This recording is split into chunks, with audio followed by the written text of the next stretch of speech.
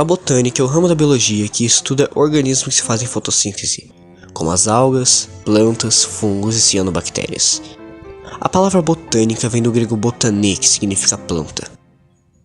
A botânica analisa plantas sob diversos aspectos, como seu crescimento, reprodução, metabolismo e o seu desenvolvimento, além de estudar doenças e a evolução das mesmas. Algumas áreas de estudo da botânica incluem anatomia vegetal, fisiologia vegetal, sistemática vegetal e diversas outras áreas. Os primeiros registros da botânica se datam de 317 a 287 a.C., com o filósofo grego Theophrastus, discípulo de Aristóteles, que escreveu 3 livros sobre o tema, sendo o mais famoso e conhecido, o História das Plantas. Outra pessoa de extrema importância foi o alemão Otto Brunfels, que junto de Carl von Linné, ajudou a categorizar o reino vegetal e foi muito influente na taxonomia moderna.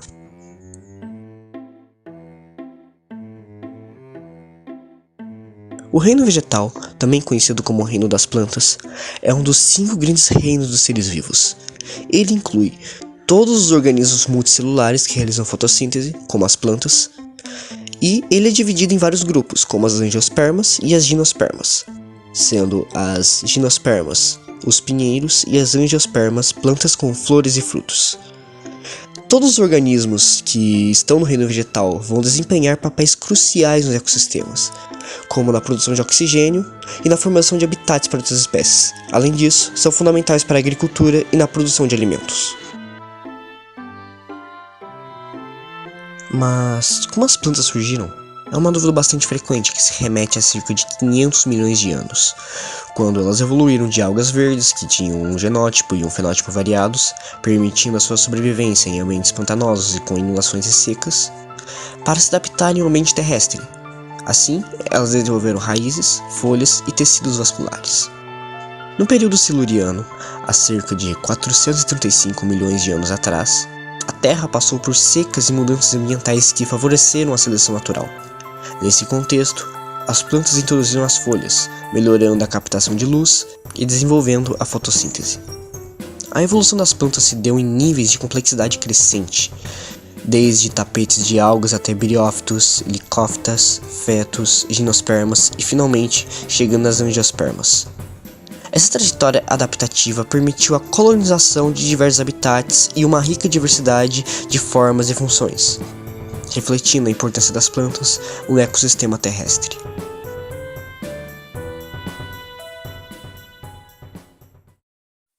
A fisiologia vegetal é uma área da biologia que se dedica ao estudo das funções e processos vitais das plantas. Ela investiga como as plantas crescem, se desenvolvem, se reproduzem e respondem a estímulos ambientais, como luz, a água, nutrientes, temperatura e o estresse. As plantas são compostas por raízes, folhas, caule, flores e frutos.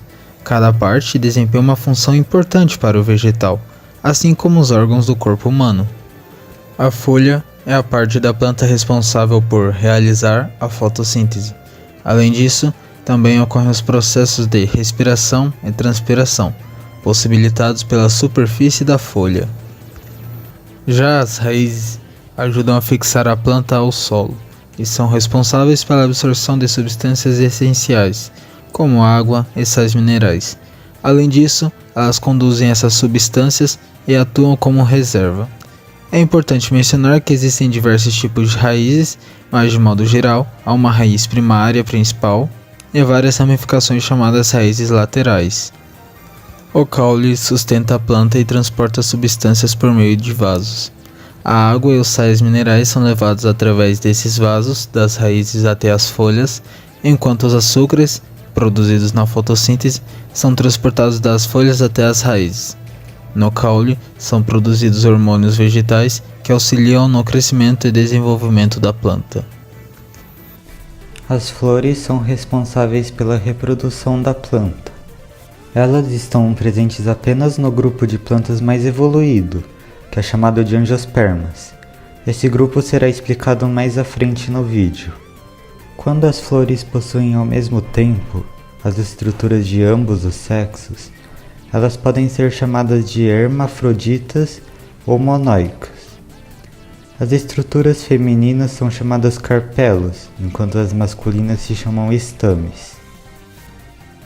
Um exemplo bem conhecido de flor monoica são as tulipas, mas vale notar que elas podem ter suas estruturas reprodutivas separadas em flores diferentes, que é o caso do mamoeiro. Então as tulipas são um tipo de flor que pode ser tanto monoico quanto dioico. Por último, tem os frutos, que são geralmente resultado do desenvolvimento do ovário após a fecundação. No interior dos frutos são encontradas as sementes, que são os óvulos desenvolvidos. As sementes, se encontrarem em condições apropriadas, germinam no solo originando em novas plantas. Como visto, a botânica explora uma variedade de aspectos das plantas, incluindo suas funções e processos vitais, que envolvem uma série de atividades essenciais para a sobrevivência, crescimento e reprodução. Alguns dos principais processos e funções vitais das plantas incluem a transpiração, que é um processo crucial para o transporte de seiva bruta no xilema. Ocorre por meio dos estômatos e da cutícula. A abertura dos estômatos depende do estado túrgido das células, permitindo trocas gasosas e perda de água.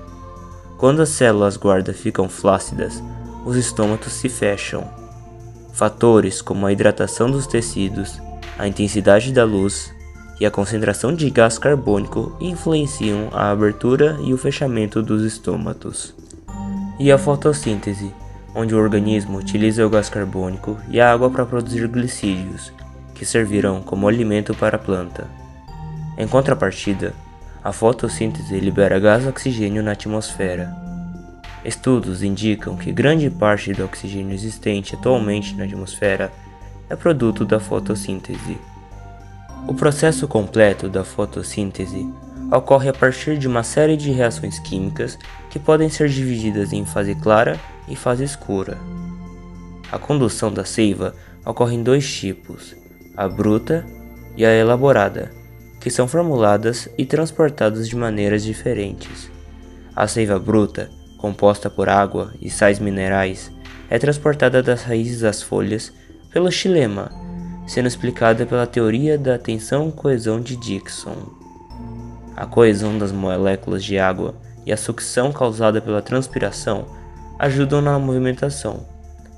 Por outro lado, a seiva elaborada, produzida na fotossíntese, é transportada pelo floema das folhas para as raízes. Os hormônios vegetais, também denominados fito-hormônios, são hormônios produzidos pelas plantas que regulam o crescimento e desenvolvimento do vegetal. A condução dos hormônios ocorre através do xilema e do floema até os locais onde irão atuar, podendo também atuar no local onde foram produzidos. Os principais hormônios vegetais são auxinas, que vão promover o crescimento vertical das raízes e caules, alongando e expandindo as células. São produzidas nas extremidades da planta e nos meristemas de folhas jovens, frutos e sementes. Giberelinas. Elas controlam o crescimento e desenvolvimento, como o alongamento do caule, germinação de sementes e crescimento de raízes e frutos. São produzidas nos meristemas do caule e raiz, embriões de sementes, folhas jovens e frutos. As citocininas, que estimulam o crescimento das gemas laterais e estão concentradas em áreas de intensa proliferação celular, como sementes em germinação e frutos. O etileno, um hormônio gasoso que induz o amadurecimento dos frutos, e o ácido abscísico, um inibidor do crescimento. Ele atua na dormência das sementes, prevenindo a germinação prematura. Por último, temos a respiração, que degrada a glicose em 3 etapas. A glicólise, uma etapa que ocorre no hialoplasma da célula. A glicose é decomposta em 2 moléculas de ácido pirúvico, produzindo 2 ATPs, uma molécula que funciona como fonte de energia para as células vivas. Já o ciclo de Krebs ocorre na matriz mitocondrial, onde há descarboxilação e desidrogenação dos compostos orgânicos, resultando na síntese de mais 2 ATPs. Por fim, temos a cadeia respiratória. Ela acontece nas cristas mitocondriais, onde existem as substâncias transportadoras de elétrons. Nesta fase, há a síntese de 34 ATPs. Tropismos são movimentos de crescimento das plantas em resposta a estímulos externos. Se o crescimento é direcionado ao estímulo, é chamado de tropismo positivo. Se ocorre na direção oposta, é denominado tropismo negativo. Os tropismos são controlados pelas auxinas, que estimulam o alongamento celular e regulam a direção do crescimento. Os tropismos são divididos em vários tipos, cada um com suas características próprias. No fototropismo, as plantas crescem em direção à luz, o que auxilia na fotossíntese. Por exemplo, uma planta que se inclina para a janela está respondendo ao fototropismo. No geotropismo, as raízes crescem para baixo, em direção à gravidade, enquanto os caules crescem para cima, afastando-se dela. Isso ajuda as plantas a se fixarem no solo e alcançar a luz. No hidrotropismo, as raízes se desenvolvem em direção às áreas com maior umidade no solo, ajudando a planta a obter água. No quimiotropismo, as plantas respondem a substâncias químicas no solo, como nutrientes, crescendo em sua direção para maximizar a absorção. No tigmotropismo, plantas crescem em direção ao toque, como as trepadeiras, que se enroscam em suportes e utilizam esse tropismo para se sustentar. Os grupos vegetais são categorias que organizam as plantas com base em suas características morfológicas, fisiológicas e reprodutivas. Essa classificação ocorre de acordo com o reino vegetal, que é composto por plantas vasculares e avasculares.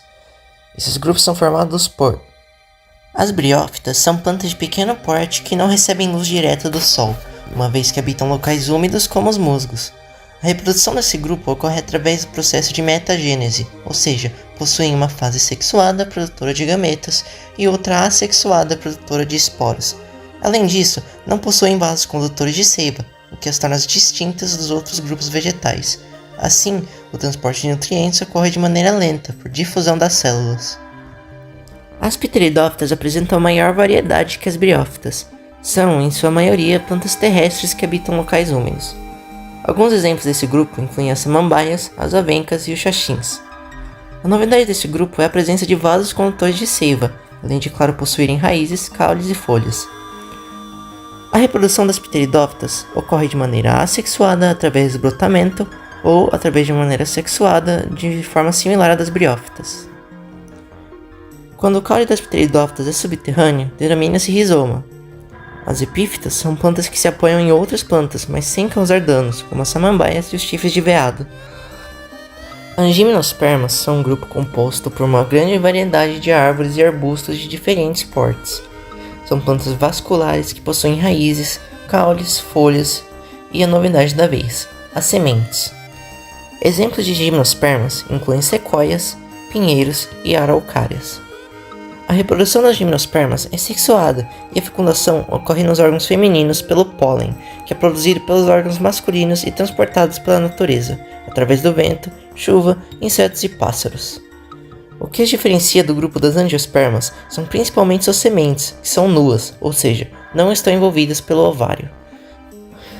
As angiospermas também são plantas vasculares e habitam diferentes ambientes, representando um grupo muito variado composto por vegetais de pequeno e grande porte. As angiospermas constituem o maior grupo do reino vegetal, com aproximadamente 200 mil espécies.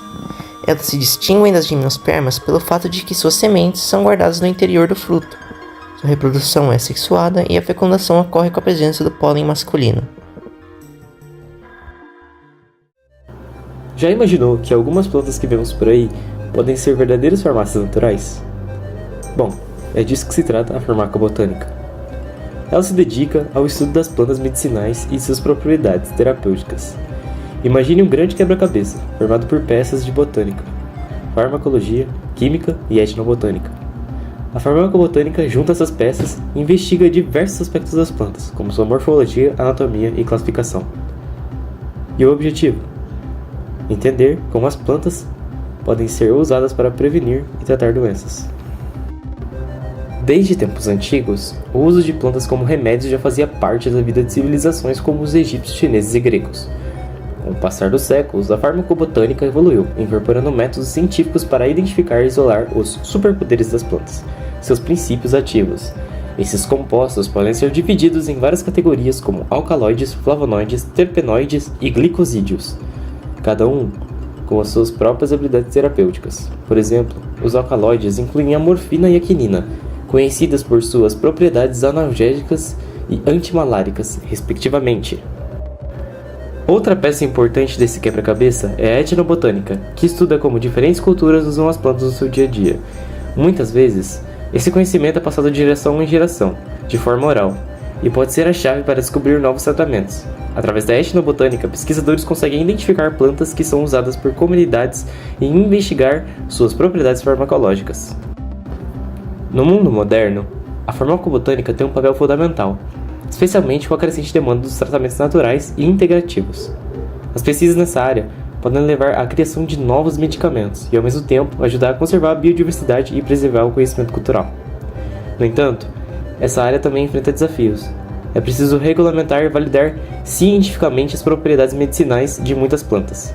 A padronização dos extratos e a realização de estudos clínicos são essenciais para garantir que os produtos à base de plantas sejam seguros e eficazes. A preservação dos ecossistemas e o uso sustentável das plantas medicinais são questões igualmente importantes. A exploração excessiva dessas plantas pode levar à extinção de espécies valiosas, colocando em risco o futuro dos tratamentos naturais. Apesar desses desafios, a farmacobotânica continua a ser uma área rica, onde ciência, cultura e medicina se encontram. Ela abre um vasto campo de exploração para novas terapias.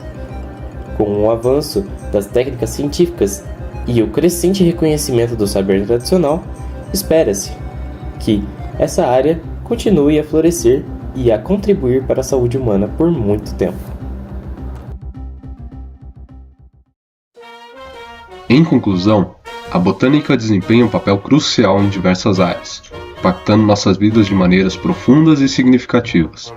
O estudo das plantas não só nos ajuda a entender os ecossistemas e a biodiversidade, mas também é essencial para a medicina, já que muitas terapias e medicamentos têm origem em compostos vegetais. Além disso, a botânica é fundamental para a agricultura, garantindo que tenhamos alimentos suficientes para uma população em crescimento. Proteger as plantas e seus habitats é vital para a saúde do nosso planeta. À medida que enfrentamos desafios como mudanças climáticas e a perda de biodiversidade, a botânica nos oferece ferramentas e conhecimentos para criar um futuro mais sustentável. Portanto, ao valorizarmos e incentivarmos o estudo das plantas, estamos não apenas preservando a natureza, mas também assegurando um amanhã melhor para todos nós.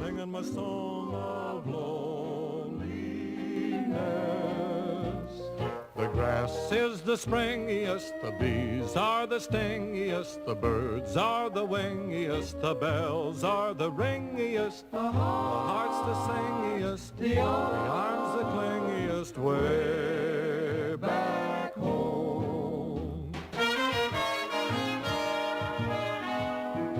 What about the sun? The sun's the blaziest, in the fields the daisiest, and the cows the graziest, the help's the laziest, the boys are the wittiest, the girls are the prettiest, way back home. The pigs are the snootiest, the owls are the hootiest, the plants the fruitiest, stars the shootiest, the grin's the funniest, the smile's the sunniest, way back home. Don't know why I left the homestead, I really must confess. I'm a weary exile, singing my song of loneliness. The food is the spreadiest, the wine is the headiest, the pals are the readiest, the gals are the steadiest, the love the liveliest, the life the loveliest, way back, way back, way